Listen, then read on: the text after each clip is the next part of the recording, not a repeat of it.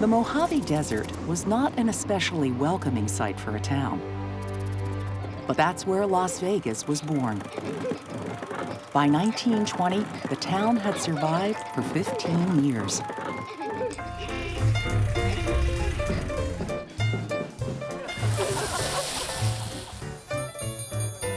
From the beginning, Las Vegas was a railroad town, built for and relying on the powerful iron horse.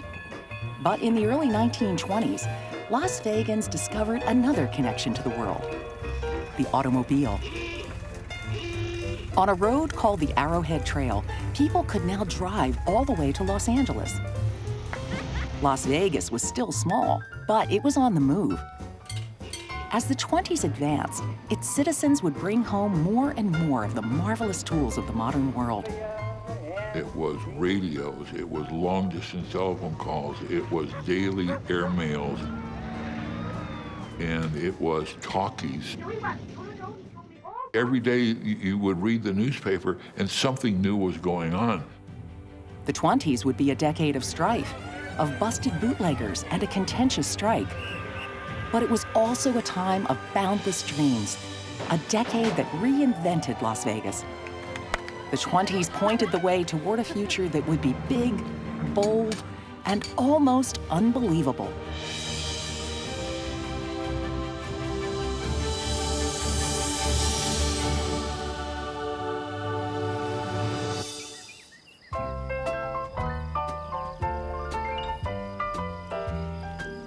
In 1920, Las Vegas was a city of just over 2,300 people.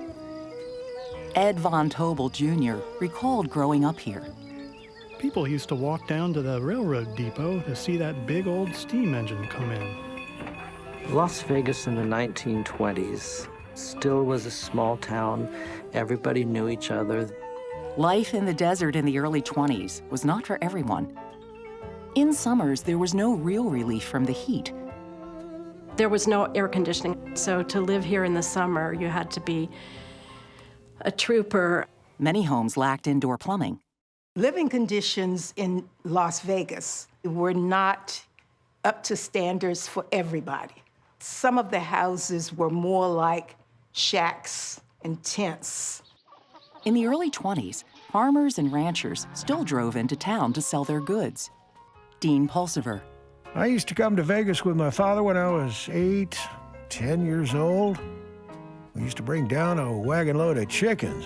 We'd bring them to Las Vegas, and we'd park on Fremont Street. And I remember Fremont Street. There was nothing on Fremont Street. It was all dirt, not a paved road anywhere. Another young man came in with milk from the family dairy farm. Lamar Formaster. I was peddling milk in an old Model T Ford, and it had rained pretty good the night before, and I got stuck right in front of what's now the Golden Nugget. My dad had to come from the old ranch with a team of horses, pull the Model T Ford out of the mud so I can go on delivering the rest of the milk. There was some farming. There was the kind of thing that any town of several thousand people would need. Banks and stores and barbers. Everybody's hair grows, right? Like that kind of thing. But it was a stable community, but it was a town that didn't really have a future. It was looking to be something beyond what it was. In 1920, Las Vegas was not only small, it was also young, just 15 years old. Back in the first years of the 20th century, the area's natural springs had drawn the interest of a tycoon named William A. Clark. His railroad needed a place between Salt Lake City and Los Angeles where trains could stop for water and repairs. The railroad bought a chunk of land. In May 1905, a large crowd stood in the blistering sun to buy small plots of it at auction.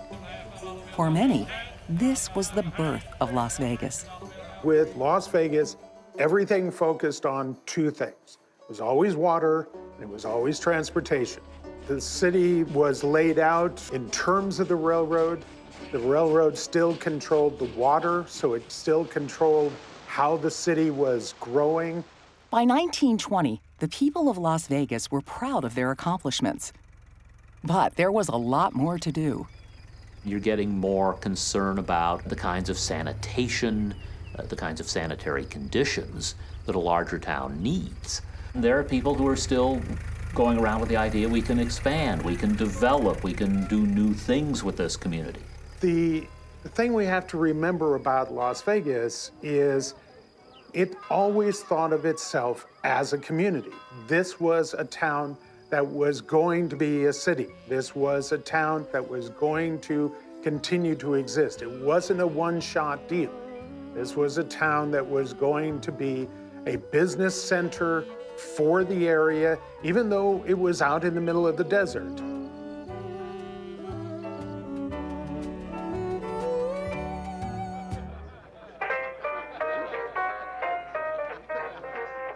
From the beginning, the Desert Way station for the railroad had served another function. It had always been a place where a man could get a drink. Before Prohibition, Las Vegas had 12 bars, some inside hotels. Of course, in Las Vegas, there was always liquor available, and in particular in this area called Block 16. Now, when they were laying out the town site, they set aside two blocks, Block 16 and Block 17. And that was the red light district, and that was where the sawdust joints were for the gambling and for drinking. In America at large, the Volstead Act of 1920 kicked off the wild decade called the Roaring Twenties. The act outlawed the production, transportation, and sale of alcohol. Las Vegas was in the forefront of Prohibition. It voted for Prohibition before it went into effect across the United States. In Nevada, we got rid of alcohol before national prohibition. Now, does that mean we closed all the bars here? No. It means we took down all the signs. Our idea of prohibition was don't put up any signs that advertise what kind of beer you have. Prohibition means that when you're very visible on Fremont Street, you kind of have to pull in your horns, dial it back. Sam Gay is the legendary sheriff at Clark County when Prohibition comes in. Many of the bootleggers distilled their hooch outside of town, under Sam Gay's jurisdiction. In theory. He didn't see any reason to go after bootleggers. Drink whatever you want to drink. I don't care. Sam Gay's attitude is, if you're not bothering people, I'm not bothering you. So it's okay. Prohibition would be a wild ride for some in Las Vegas, but for many in the city, the 20s would be an emotional roller coaster for a very different reason. There was now talk of a dam on the mighty Colorado.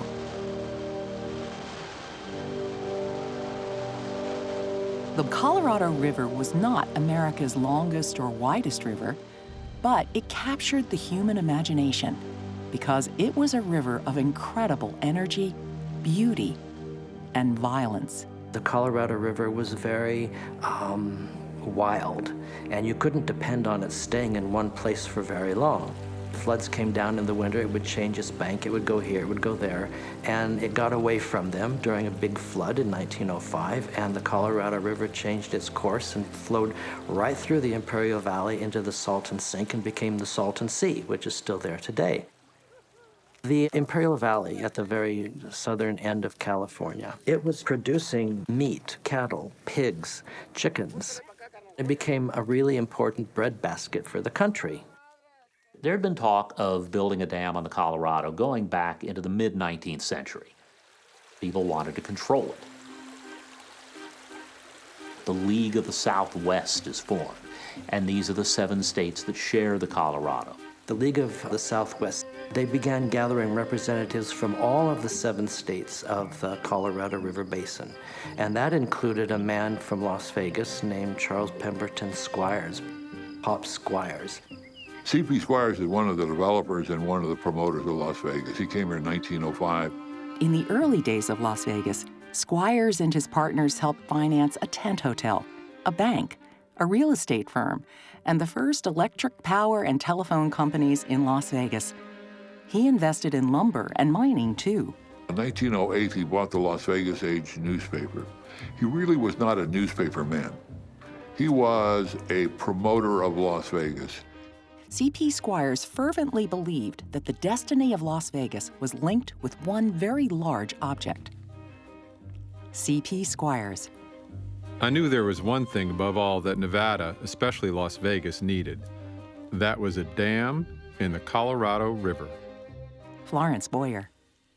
My father, C.P. Squires, was an early, untiring advocate of the dam. It seemed to ensure a prosperous future for his beloved Las Vegas. I'm sure no single person devoted more time and effort towards that project.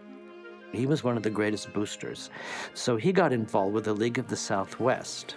The League lobbied Congress, and in 1920, the government funded an engineering study of the Colorado. That April, Walker Young of the Federal Bureau of Reclamation sent out geologist Homer Hamlin. Homer reported that there were dam sites in Boulder Canyon that would meet the requirements. But if the dam sites in Boulder Canyon were not suitable, there was another site 20 miles downstream in Black Canyon. So Walker Young led a 58-person expedition to Boulder Canyon to compile a detailed engineering study. The job would take 2 years. All the while, enthusiasm for a dam began bubbling up in southern Nevada. Las Vegas boosters said, well, that's going to bring an enormous amount of business into town. Helen J. Stewart was one of those boosters. A Las Vegas pioneer, Helen arrived in Nevada at 19 in 1873. Her husband was killed in a gunfight, but she stayed in their remote ranch in the Las Vegas Valley and raised her 5 children without him. In 1902, she sold land to the railroad to create the new town. Now, in 1920, she wrote eloquently of the city's future. Wait until they have the Colorado River harnessed to a big dam, when the great waters of the Colorado are controlled by man's will and ingenuity. We can get the big pumps going and pump water over this wonderfully prolific valley land. By the next spring, Helen Stewart, like many others, was convinced. Yes, the dam was coming soon. The optimism was that this was going to happen and Las Vegas was going to profit from it. Las Vegas is feeling the spur. People are ready to embark in any sort of development enterprise promising profit. This influx includes small farmers, land seekers, prospectors, geologists, engineers, representatives of capital. It is the beginning of a movement with Las Vegas as its natural point of concentration. In March of the same year, a distinguished American visited Las Vegas, Herbert Hoover. Hoover was then Secretary of Commerce. 6 years later, he would be elected President of the United States. He had become popular for having engineered the feeding of starving people in Europe during World War I. Now, he took on an impossible job. As chairman of the Colorado River Commission, he would have to get 7 western states to agree on a dam, then form a 7-state compact. But there had never been a compact among so many states. And Arizona wanted no part of a dam at all. Everybody agreed except Arizona, and they fought it and fought it. After 4 days, the first meeting of the commission broke down with no agreement. Even so, in that spring of 1922, U.S. Congressman Phil Swing of California introduced a bill to fund a Boulder Canyon dam. Las Vegas was sending people like Pop Squires to Washington to lobby for it. Squires' newspaper says Boulder Canyon Dam a certainty. But no, it was not a certainty. Swing's bill met tremendous opposition. Private utility companies fought tooth and nail against any attempt to allow the government to create electric power. And then the Boulder Canyon Project Act was introduced in Congress and lost and lost. People in Las Vegas would get their hopes up, it's gonna happen, and it didn't happen. There was a hope. Now, hope today tends to be in the next 5 or 6 minutes. In those days, hope could spread over several months and a couple of years and still have that hope. And that's what they had through most of the 1920s, hope.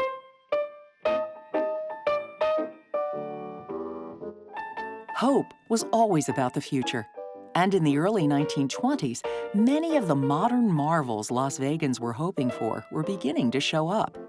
This was a town where cars were coming in. The federal government was starting to build a highway from Los Angeles all the way to Salt Lake City. It was a highway, but it was the Arrowhead Trail, literally because they followed Native American old routes from the 1800s. There were roads, dusty roads with big grooves in them, and you could drive a car between the two points. But they were terrible. This was not an area that was easy to use automobiles, but they were coming in. Everybody wanted an automobile. Then in May 1920, a flying machine landed on a patch of naked dirt in Las Vegas. It was as if the future had dropped in on the tiny city in the desert. What's interesting is we didn't stop. This wasn't just a one shot. Oh, wow, a plane stopped here. Within a few months, on Thanksgiving Day 1920, we opened an airport here. Another amazing new machine arrived in 1922. The Majestic Theater began to offer a brand new kind of entertainment: radio shows. Broadcasting from our Senate Theater studio. The first ones were for an audience. The movie theater would set up a radiophone, as it's called, and the community would hear sports. Or in one case, they heard Herbert Hoover talking about the potential of the dam. It was almost like the internet today, what impact it had on the community. Columbia double disc record. Within a couple of years, the radios had gotten smaller and gotten cheaper, and so pretty soon there were many households in Las Vegas that had radios. The modern age was making an appearance in Las Vegas, but it was the engine of the 19th century, the railroad, that ran the city. It always had.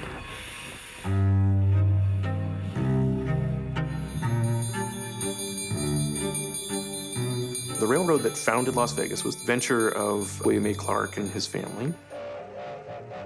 The Union Pacific, through a series of accommodations, wound up owning half of it and kind of bankrolling half of it.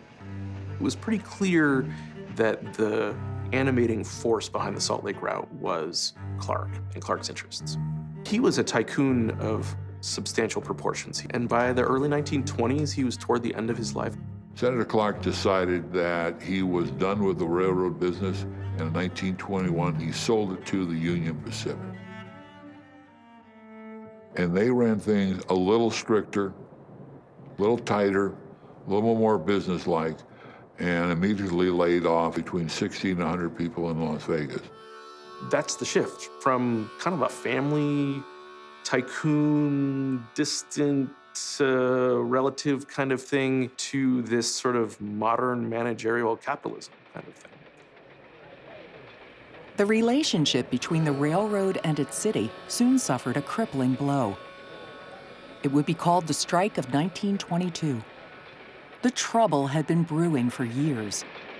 During the First World War, the federal government took control of all railroads and paid the workers a reasonable wage.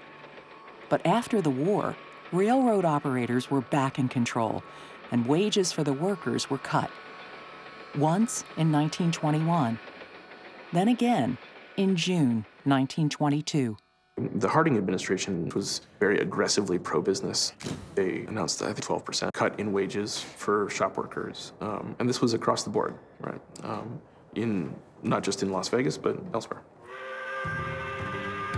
On July 1st, unions fired back. All over the country, unions of railroad repairmen went on strike. About 400,000 workers, the largest work stoppage the railroads had seen for 28 years. In Las Vegas, unionized labor was big. So there was a real measure of solidarity. The contest is on. At the stroke of 10 o'clock this morning, a short blast of the shop whistle announced that all efforts to avoid the strike had been in vain. The men of the Union Pacific here walked out quietly and soberly. Las Vegas age, July 1st, 1922. The workers in the shops laid down their tools and walked out. All of the boiler makers, all of the carmen, all of the blacksmiths. And that's a pretty dramatic thing when you think about it, right? Clarence Ray. Nobody was making any money. One day a guy came down and asked, would you be interested in working? All of us said yes. He said, you gotta go to Las Vegas. You make about $5 a day, which is real good pay in 1922. So we left for Las Vegas on the Union Pacific Railroad. But when we got here, we found out there was a strike. The man didn't tell us he was looking for strike breakers. So I slipped out, caught a bus back to Los Angeles. The railroad imported strike breakers. They brought these folks from out of town. And the idea was that they would live within the walls of the railroad stockade. The railroad actually had a great big fence, like a fort. The first couple of weeks were very optimistic. The strike seemed to be going well. The city was incredibly behind the strike. Even Sheriff Sam Gay, he hired a few of the strikers as deputies to keep the peace, but really that was saying that he was in support of the strike. In other parts of the country, violence broke out. Company guards fired at striking workers. At least 10 people died. In early August, tensions get ratcheted up somewhat. One group of women beat up a wife of a strikebreaker.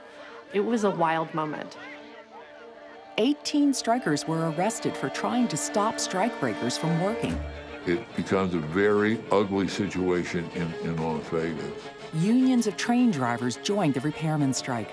The strikebreakers living inside that fence were running out of food.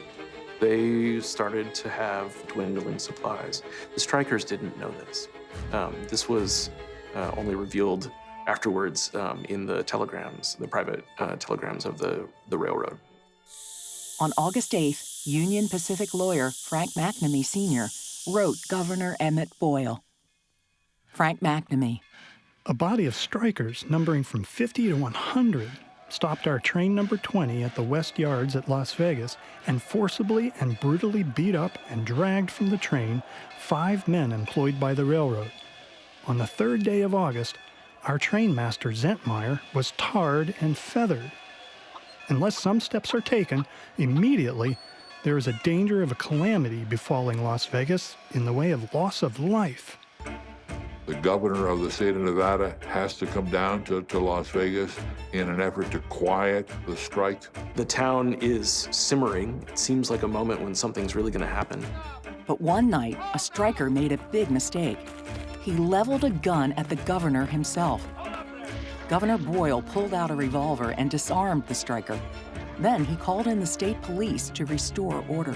So that really is the moment where the tide shifts. You know, they had gotten awfully close. The strikers had the strikebreakers short on supplies, the railroad officials panicking. The government was not necessarily interested in intervening. The strike went quickly downhill. The Union Pacific made a couple of good moves. They just said, anyone who wants to work will get a pay raise. By the end of 1922, if you were going to work for the railroad, you would have probably gone back to work. Many people did. The strike was over, but the bitterness was not. The railroad soon made a critical decision. They would keep the Las Vegas repair shops open, but make the operation much smaller. They took a lot of jobs out of Las Vegas. They moved them to Caliente. The drop in the number of machinists in Las Vegas is precipitous. Those paychecks of those several hundred workers stopped. So it was an awkward time in Las Vegas. They were trying to hurt the community. The purpose for the Union Pacific's decision was never certain. Now, the UP does say this is not really punishment, and to prove their general decency, they give the community a new tennis court to make up for it.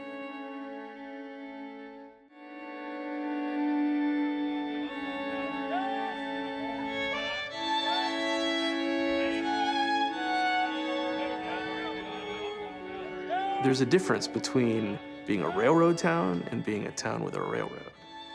And I think after the strike, that's when you see that change.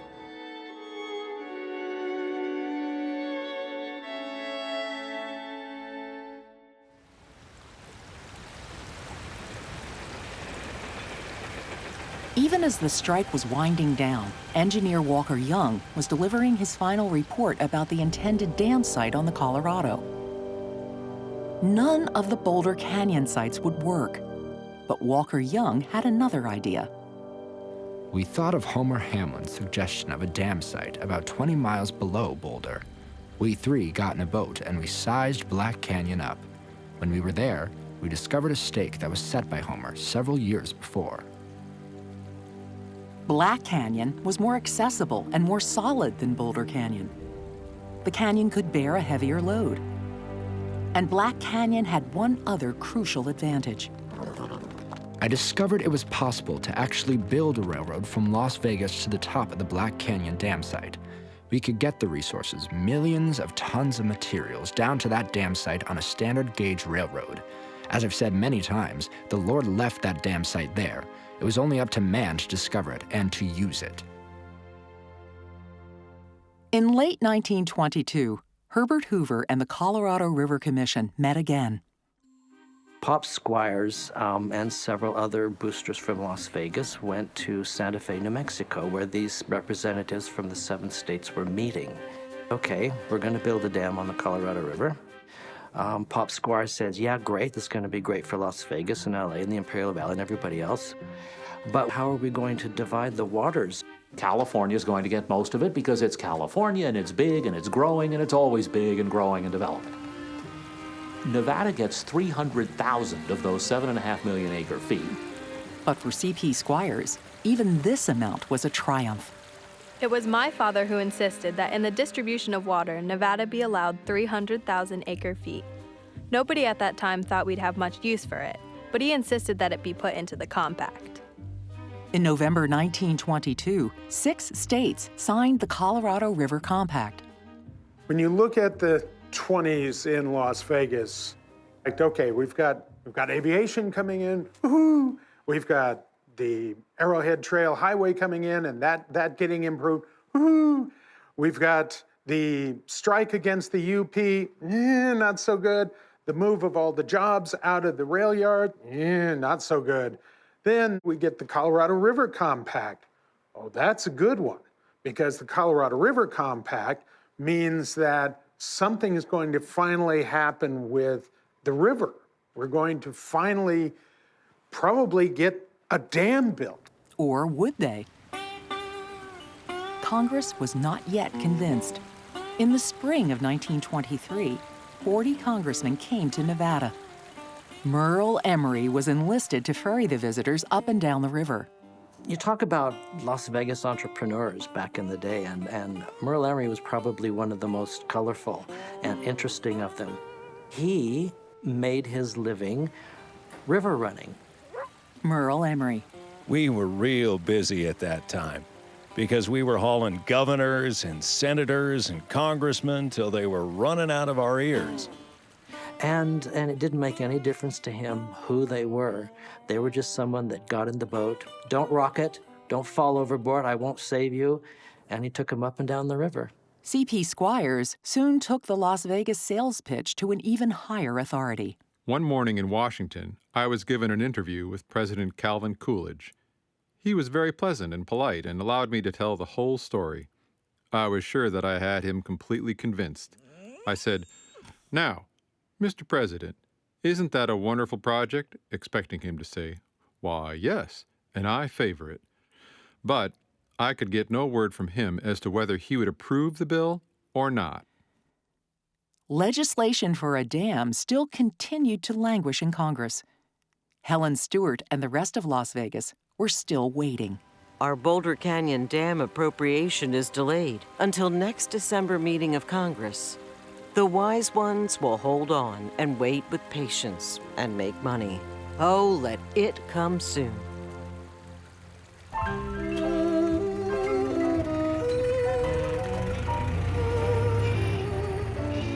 Very little seemed to be happening in Washington, but the same was not true of the small city in the Mojave Desert.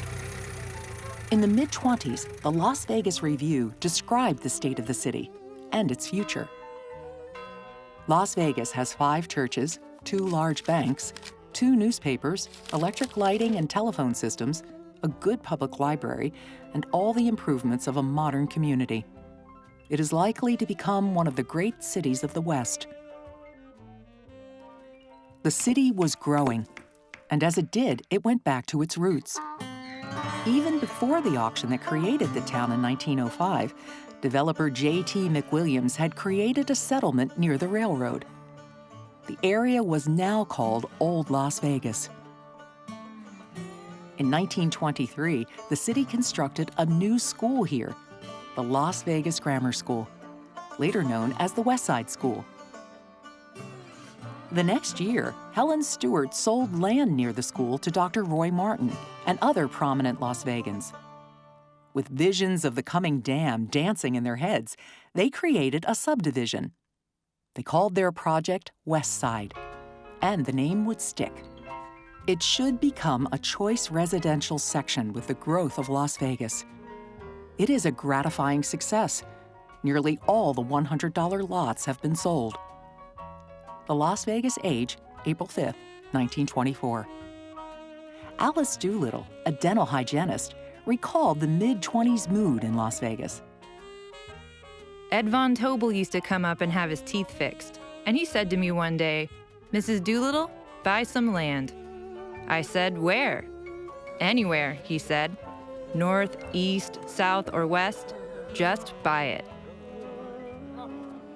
Las Vegas was going to become the hub of a construction site of building this massive dam across the Colorado River. Entrepreneurial spirit exploded in Las Vegas. You got to get this land, you got to get in the ground floor of the Boulder Dam. It's going to be a big deal, you're going to make lots of money. Helen Stewart was still a believer. Some rich men are buying up all the land they can, close into Las Vegas. They are paying from $25 to $35, $50, $100, $150, and $200 an acre. They are talking Boulder Canyon Dam, stronger than ever. Helen Stewart, once the quintessential Las Vegas pioneer, was now called the First Lady of Las Vegas. But after all her years of hope, she would not live to see a dam built near her beloved city. She would die in March 1926, with Congress still locked in debate.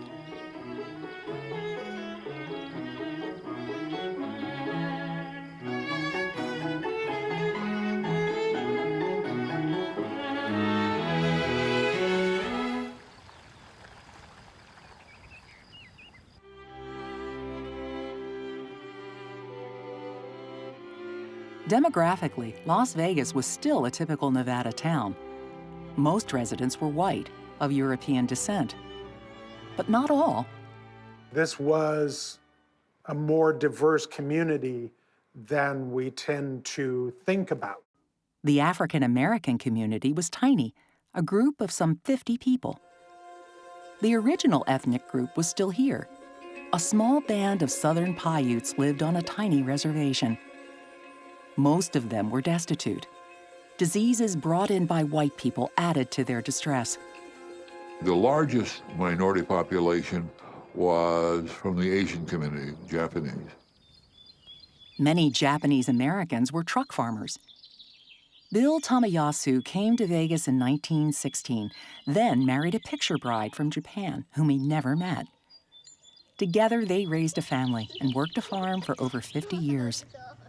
There was a Mexican presence here. You know, there was a black presence here.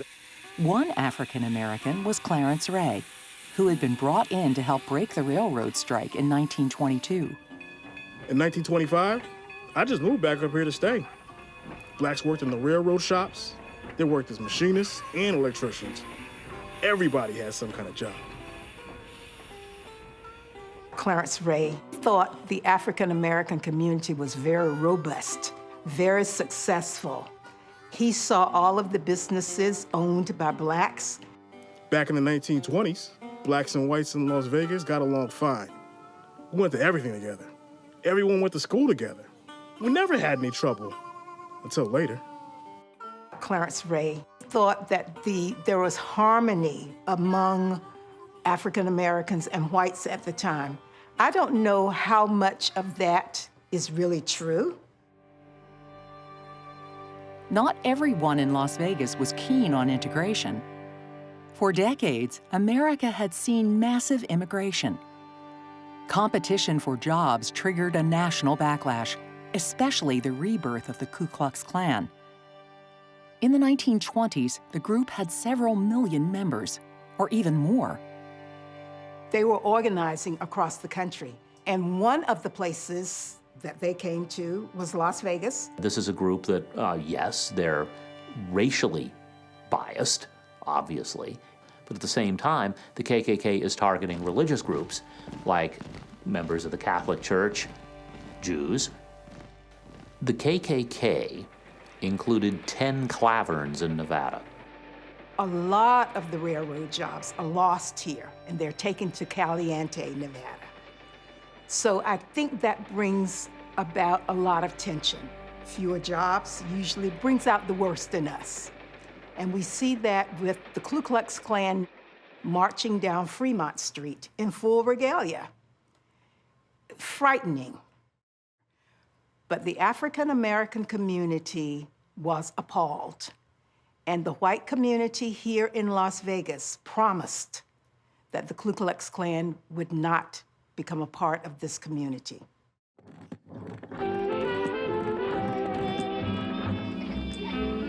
Life in Las Vegas in the mid-20s was magic.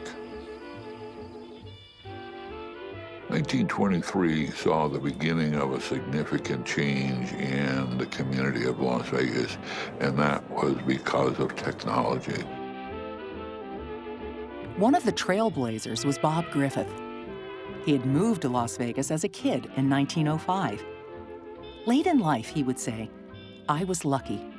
As a boy, I came to Las Vegas when the town was new. It raised me, and I tried to raise it." Bob Griffith, in 1925, he applied to be the postmaster and he got the job. Griffith soon made a very basic change in the system. Home delivery of mail. That's one of those things we just don't, we take it so much for granted, we don't even think about it. That's just, of course you get it at home. That's why you've got a slot in the door. That's why we have numbers on our houses. You didn't normally get that in the early days. You always had to go to the post office. And oh my goodness, somebody is coming to the door. This is exciting. What am I going to get? It says something about a city. You've grown up. You know, you're not just a dusty little burg out in the middle of nowhere anymore. In 1926, another vital innovation was sweeping across America. Airmail. The post office wanted to link Los Angeles and Salt Lake City with a route that would stop in Las Vegas if the city could provide a suitable airfield. In theory, Las Vegas did have an airport. But the airport wasn't anything. So Bob Griffith got involved and said, that's great, fine and dandy, we got this airport, but you can't land there because you've got tumbleweeds growing in the runway. And he actually ended up scraping the runways and flattening them out and getting the Boy Scouts involved to pick up broken glass and bottles littering the runways, making it a functioning airport.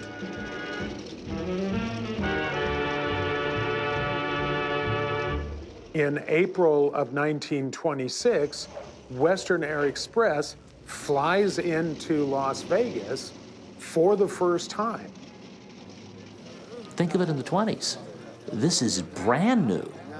It isn't, you've seen one plane, you've seen them all. I finally saw a plane. This is big. And there's the mail, and let's distribute. A letter from your friend that could have been put in the mail early in the morning, and you would get that letter late in the afternoon. That was very special. People come down there to see the plane arrive. Las Vegas Review wrote, the value of airmail to Las Vegas cannot be overestimated. Las Vegas will be the only regular stop on the new commercial airway, which will place us definitely on the air map of the country.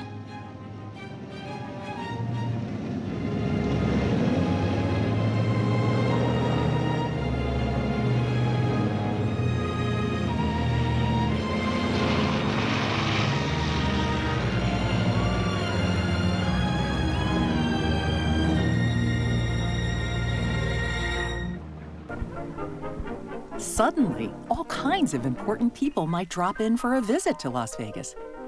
Even the great star of radio, Will Rogers, might turn up. Or over. And his plane landed in Las Vegas and literally flipped over. He hung there in his safety harness for 15 or 20 minutes until somebody was able to unhook him. We have an airline stop. What comes next? Las Vegas began to sort of wake up and say, well, wait a minute. We can plug ourselves into the world outside. There's always something new coming down the pike. And so we've got to get our hands on it, and we've got to promote it and see what we can do to make it work for us. Las Vegans begin to think of the possibilities of being a tourist town. And Lorenzi's part of that. David Lorenzi was a French immigrant, and he dug out a couple of lakes. They became twin lakes, and what is now Lorenzi Park is where his resort was located. Lorenzi's resort, it was a great big spring, and they turned it into a place where you could go and swim and sit under the trees. It was a little bit out of town at the time, so it was like a little jaunt. You could take a horse, you could take your buggy, you could drive your flivver, you know, through the sand out there. Twin Lakes staged beauty pageants, dance contests, prize fights, horse races. Admission, one thin dime. You might have up to 1,000 people showing up there for a big community event. And there was a restaurant, and there was dancing, and there were bands playing. It's a resort, and you can visit, and you can be a tourist there. In the mid-20s, a man named J.W. Woodard had created special accommodations for tourists to Las Vegas. J.W. Woodard was really an entrepreneur. He was one of the first, if not the first, automobile dealerships in Las Vegas. He also saw the future. There was this new sort of traveler, not on the train. They now had cars. And with cars, they needed garages, and they needed places to stay. He had cabins, he had a garage, he had a grocery store that had sandwiches. The rooms that have showers, the cars, you could drive a car so it was covered from the sun or the cold or the wind or the rain. Woodard was really the first motel guy in Las Vegas. The first motel signaled the arrival of tourists in southern Nevada. And one day in early 1926, a 50-piece band paraded through town, followed by no less than 300 men, all carrying rifles. They had come for a trap shooting event, and they were more than welcome. The Las Vegas Age wrote that this is one of the largest delegations ever to visit Las Vegas, so it is necessary for the credit of the city that everything possible be done to make the stay of the visitors pleasant. They were modernizing the city, and they were setting up hospitals and the police, and all kinds of things like that were going on. They began to pave the streets. Enough people had moved into town that when you picked up the phone to talk to somebody, you could no longer give just their name. Hello? You had to give their number because there were so many people coming into town. The center of Las Vegas even began to light up with a special glow. Neon. The flashy element would soon change the look of Las Vegas and become a stylistic trademark. The first neon sign was the word hotel, at the Overland. Immediately, the battle for bigger and brighter began. And neon flashed all over Fremont Street, at the Overland, the Boulder Club, the Northern Club. In some of those places, under new neon signs, you could still get a drink.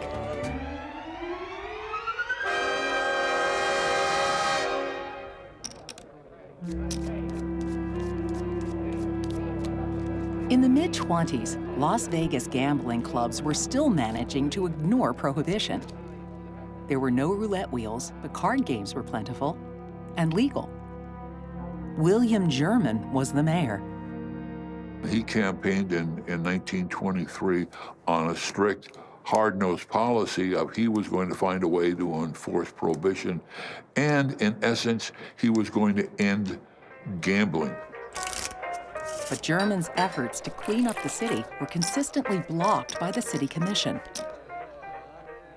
And then the laws changed. And this would change Las Vegas. So you had two basic laws. You had the federal law and you had the state law. Then in 1923, the Nevada government said, no, we're abolishing the prohibition laws. There is no state prohibition. No, we don't really want prohibition, and so they repealed their approval of the 18th Amendment, and that meant that it was entirely up to the feds to police Nevada as far as prohibition went. The local constabulary would not do it. They didn't have to do it. And the federal government wasn't quite sure how to enforce it. The Fed offices were based in San Francisco, so by the time they decided to raid a place, it was known for like a week. So there was plenty of time to clean things up, and many times the feds showed up to knock over a still, and there was nothing there. So Las Vegas was open. The fact was, you've got guys making booze from Mesquite to, well, anywhere along the Colorado River, basically anywhere that there's water. Merle Emery ferried people between Arizona and Nevada on his boat. Whiskey was the deal. These bootleggers had come down to the ferry, pretty well out in the open, hollering it out. Anybody on the other side? So you'd haul a man across with his load of whiskey. There were even businessmen in Las Vegas who were bootlegging on the side. There were stills all over the place here. There was a lot of booze here.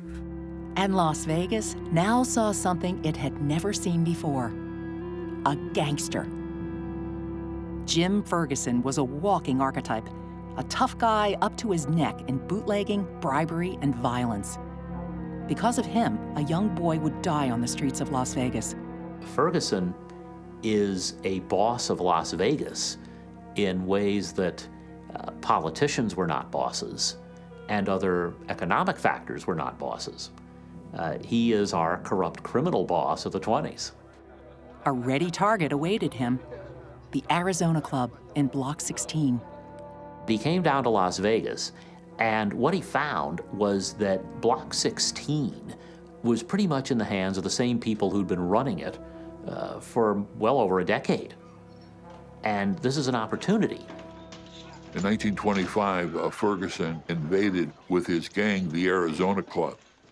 He and his gang one night beat everybody up. They had a big brawl. And Ferguson muscles in. Ferguson is now in charge of the underworld. And he starts deciding who is going to be selling whiskey and running prostitution. They're going to have to pay him a fee. And so he controlled everything. That same year, Mayor German again campaigned on a promise to clean up the city. It wouldn't be easy. The city had a police chief and 2 or 3 policemen. Even so, the mayor hoped to get rid of bootlegging. The mayor said, it's still bad for our community. We're going to tighten it. These are the laws. We want to obey them. He wants to make sure that Las Vegas is a good and growing community. There is certainly in Las Vegas a contingent of people who feel we should be obeying this law. This is a bad thing to do, to ignore a constitutional amendment and a congressional enactment. But try to legislate morality. It doesn't always work. In 25, when German runs for re-election, his opponent is Fred Hess. And Hess's attitude toward prohibition is more hands-off. Fred Hess. Much is being said about the morals of our city. If I'm elected, there'll be no lifting of the lid. The future of Las Vegas lies in the observance of decency and sanity. Decency, but a dose of sanity. The folks on the north side of the street, the Block 16, they knew what sanity meant. We're going to have some live and let live rules in here. And he won. For the first time, a city mayor would serve a term of 4 years. But could Fred Hess actually get something done? When Hess took over as mayor of Las Vegas in 1925, city government was bankrupt. Streets were not being paved. The fire and police department was in the red.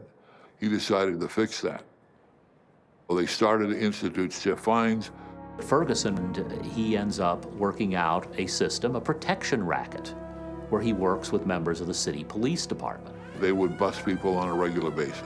You knew you're going to get busted, you're going to come in and pay your $300 fine and go back to your business and do whatever you needed to do. You're good for a couple of months. That was a tremendous moneymaker for Las Vegas. City government really liked this idea that they were getting revenue from the bootleggers. Streets got paved. The city's accounting books were in much better shape. The city is paving streets, improving the sewer lines, all these other things. What's paying for them is fees they're getting from people who have businesses that do this or are paying fines for being caught doing the things the city's letting them do. But in the late 1920s, that system would change. Federal agents would be coming to Las Vegas, and they would make big problems for Big Jim Ferguson.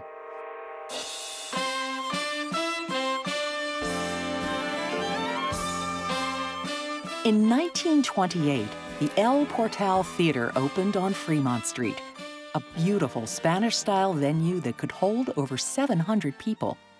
Their premiere film was Ladies of the Mob, which is so interesting that that's the movie that they picked in 1929.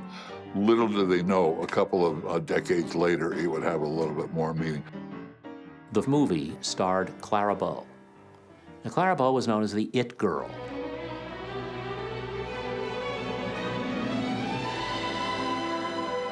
And she epitomized the 1920s flapper, the young woman who would dress a little more provocatively, didn't necessarily want to get married.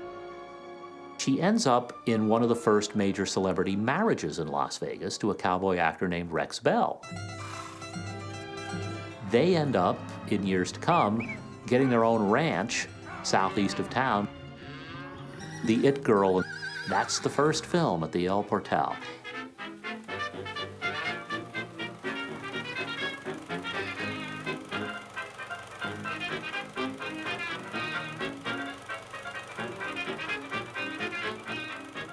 You're seeing the changes that are going on in Hollywood, you're seeing the changes in society, but you're also seeing the changes in Las Vegas. And sure enough, Clara Bow is going to be part of our life here. This was the era that marked the beginning of a lasting connection, Las Vegas and glamour. In 1929, Hollywood stars John Gilbert and Ina Claire decided to marry here. They didn't want to wait the 3 days it was required in California, so they came to Las Vegas, a secret visit to Las Vegas that turned out wasn't all that secret. The marriage was a major international story. She wound up a couple of months later on the cover of Time magazine, and it also mentioned that they were married in Las Vegas. For Las Vegas, it was another notch in its belt to become the place where famous stars, famous people came to get married and or divorced.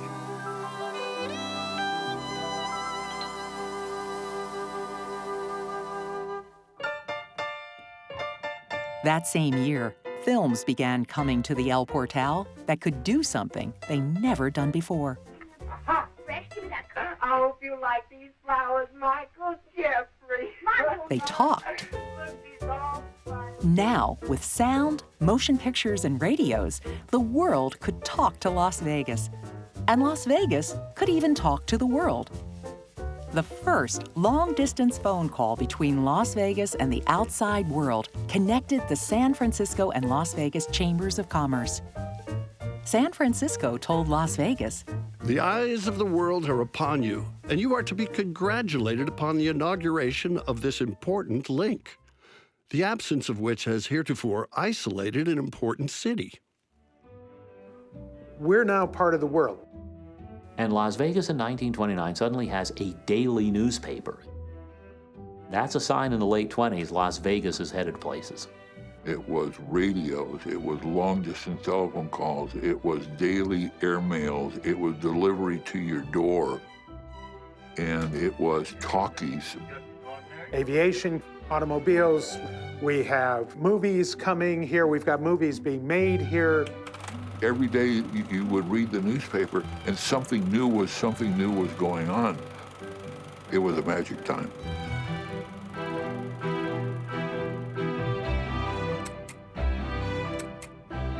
We're seeing ourselves not as pioneers anymore. We are not a little dirty, dusty desert town anymore. This is a growing city. This is a place that people have set down roots. This is their home. This is their city.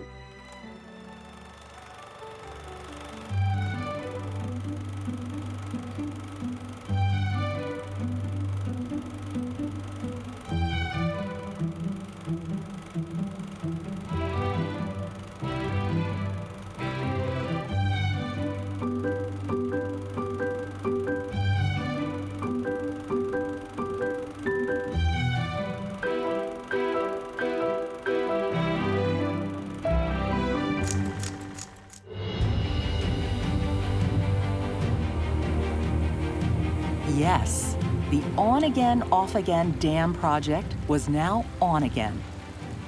In 1928, the Boulder Canyon Project bill finally came before Congress.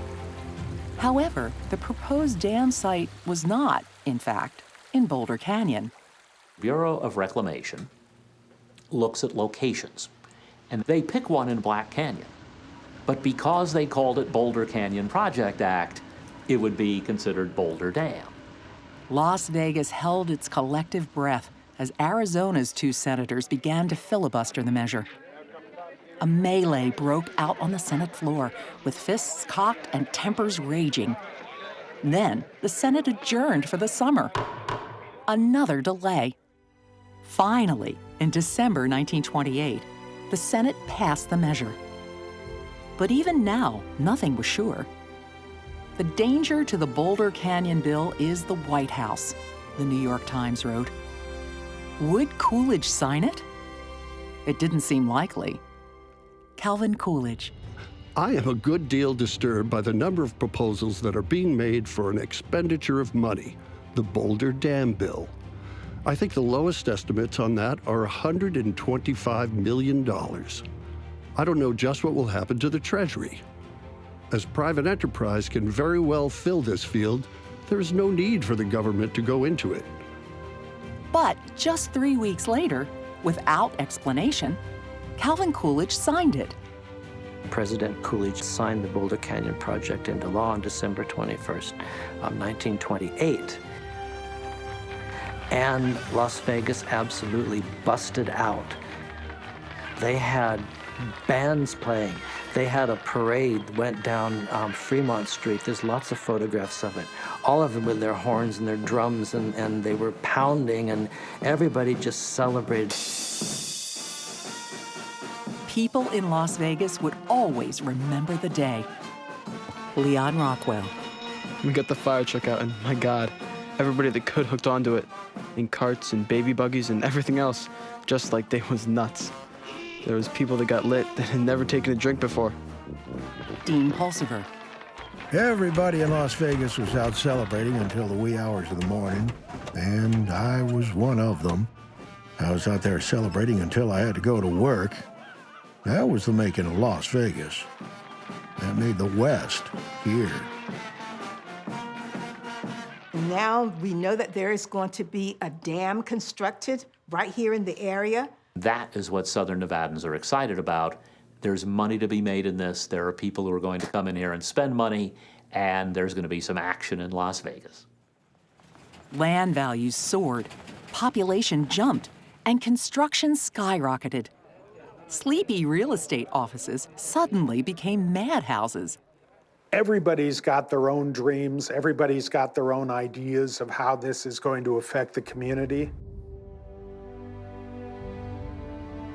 It was going to become something huge. The dam would be a colossus, twice as tall as any other dam on Earth.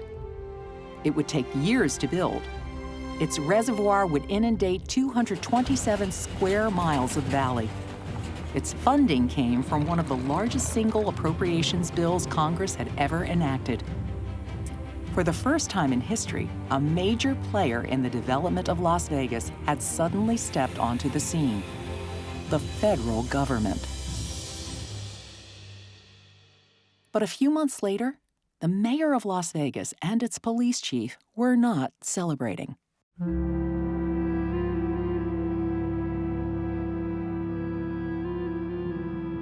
Until 1928, Jim Ferguson's system of kickbacks still worked perfectly. City government really liked this idea that they were getting revenue from the bootleggers. Now, the money wasn't going into the mayor's pocket. The money wasn't going into the police chief's pocket. It was going to fund city government. So bootleggers, they could have their stills and come in town and sell alcohol, but they had to give Ferguson some money. If you didn't pay Ferguson the fee, you would get busted all the time. One of the bootleggers who was supposed to pay protection was a guy named Charlie Bradshaw. He stopped paying Ferguson.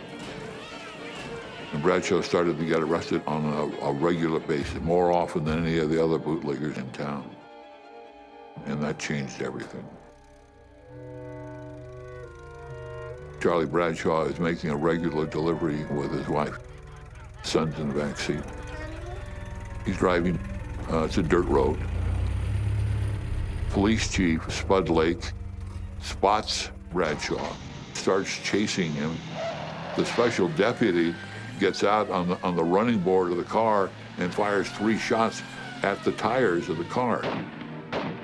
The car bumps, guy still takes a shot, and it goes into the back window of the car.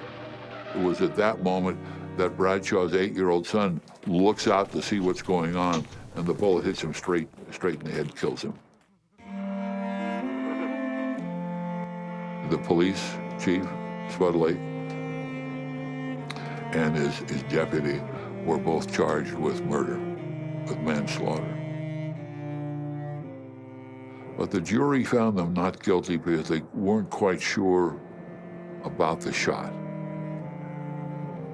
where it had come from, how it had occurred. And more importantly, they felt it was Charlie Bradshaw's fault that his son had died because he had taken his family out on the delivery of bootleg whiskey. But Bradshaw would have his revenge. Bradshaw said, Ferguson's the bad guy here. And I'm going to tell you what, you go into his house, you go into his basement, and you are going to find everything. Again, across the street from the Arizona Club, they found hundreds of gallons of whiskey. The feds busted Ferguson. Within months, they also arrested Mayor Fred Hess and Spud Lake for conspiracy to violate the Volstead Act. The trials both took place in 1929. Federal court, a judge said there's not enough evidence to hold the mayor, not enough evidence to hold the police chief. Let them go. They get off, but Ferguson will end up going to prison. Found guilty of all the charges of violating the federal prohibition laws and was sent to jail. He will come back and try to take over again, doesn't really succeed, eventually disappears from the scene.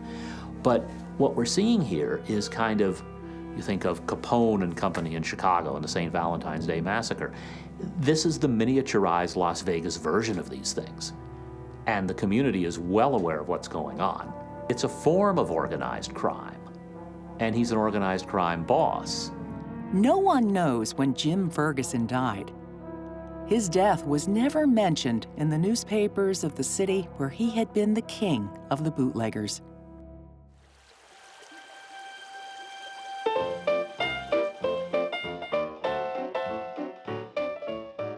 Like no other year in the history of Las Vegas, 1929 would completely transform the small city in the desert. The coming dam had people dreaming big.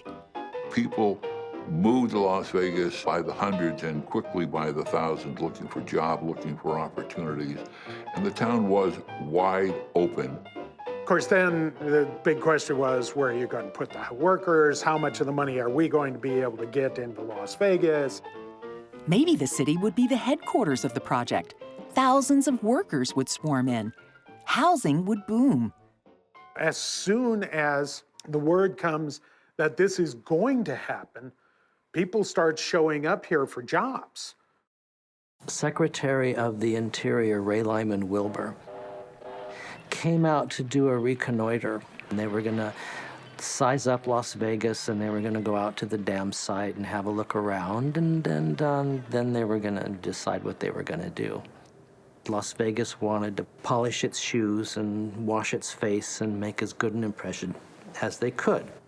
They built a great big welcome arch over Fremont Street that you could see as soon as you came out of the railroad station.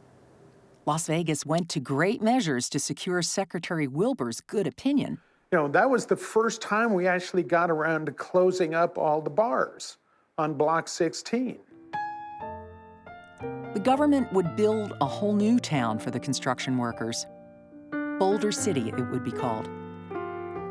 Very likely, Wilbur's decision came from simple geography.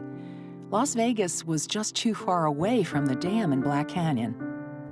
It may have been another disappointment for the city, but in 1929, there was no stopping Las Vegas.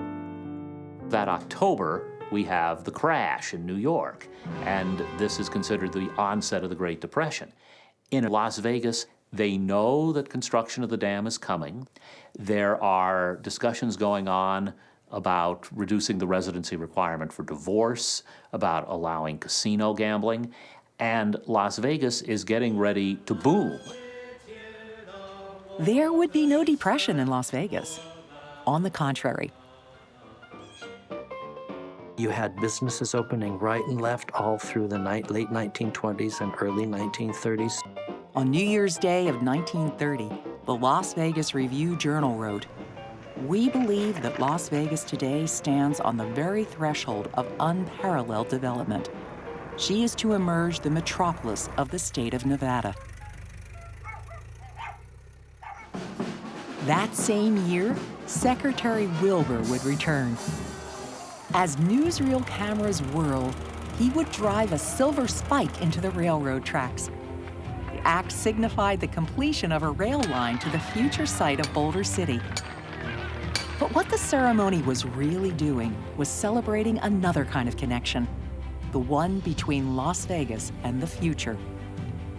After years of dashed expectations, big dreams had come true. Everybody's thinking about the dam. You know, this is what they're thinking about. This is going to transform Las Vegas. This was going to come in and was going to transform this city into, we didn't know what, but we knew it was going to transform the city. Las Vegas was growing, and it would continue to grow. Just 25 years after a railroad company auctioned off lots of dust and sand in the desert, a city had developed, survived, and thrived.